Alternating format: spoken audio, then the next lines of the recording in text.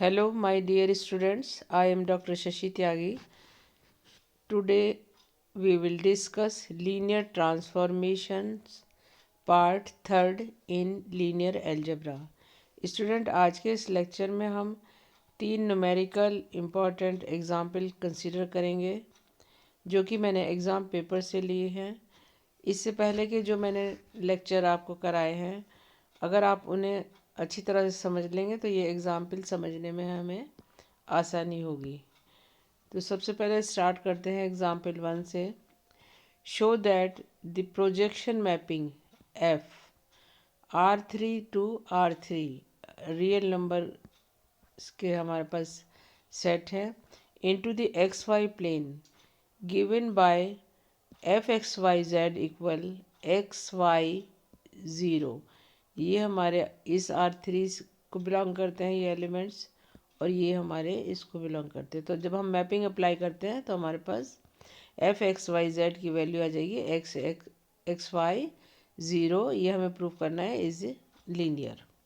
Solution start करते हैं। Let x alpha and beta दो एलिमेंट हमने मान लिए हैं, x1 y1 z1 and x2 y2 z2 and k भी एनी स्केलर। तो लीनियर के लिए हमें जो दो प्रॉपर्टी प्रूफ करनी है वो हम इसमें प्रूफ करेंगे। First is F of alpha plus beta को कैलकुलेट कर लेंगे। F x1 y1 z1 plus x2 y2 z2। इसको और सिंप्लीफाई करेंगे तो हम लिख सकते हैं F x1 plus x2 y1 plus y2 z1 plus z2। इस पर जब हम अपनी मैपिंग अप्लाई करते हैं तो ये हमारा आंसर आ जाता है x1 plus x2 y1 plus y2 zero. ये मैपिंग हमने अप्लाई करी है। इसको सिंप्लीफाई करके हम इस तरीके से लिख सकते हैं x1 y1 zero plus x2 y2 zero.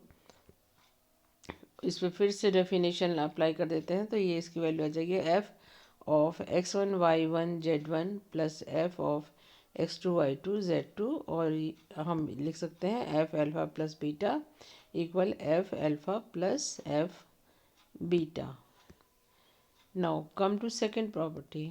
Second पर आ जाते हैं। एफ के अल्फ़ा, के स्केलर है अभी जो हमने ऊपर डिफाइन किया था, इज इक्वल एफ के x1 y1 z1।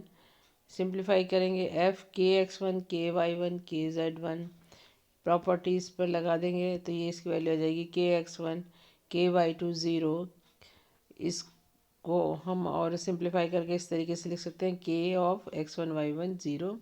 Bye definition we can write k f x1 y1 z1, or we can write f k alpha equal k into f alpha. Now therefore f is linear. ये दो property proof कर देंगे हम इसमें। Is a very simple question. Now come to example second.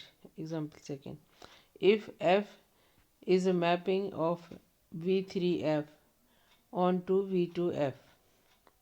ठीक है, v3 mapping है v3f से v onto v2f given by f x y z equal y z, then show that f is linear.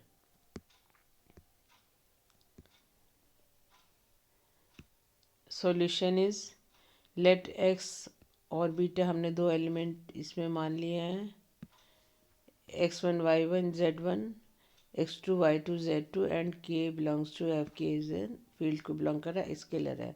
Then f alpha plus beta निकाल लेंगे। इसमें F x1 y1 z1 plus x2 y2 z2। Simplify करके इसको इस तरीके से लिख लेंगे F of x1 plus x2 y1 plus y2 z1 plus z2। Definition apply कर देंगे तो इसकी वैल्यू हमारे पास आ जाएगी y1 plus y2 z1 plus z2। ठीक है, इसको फिर और सिंप्लीफाई करके हम इस तरीके से लिख सकते हैं y1 z1 plus y2 z2। Definition से हम इसको लिख सकते हैं F x1 y1 z1 plus F x2 y2 z2।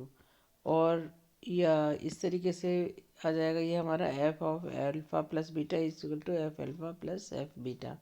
Now come to second property. Second property पर आ जाएंगे। Second property is fk alpha equal to f k x y z k x1 y1 z1.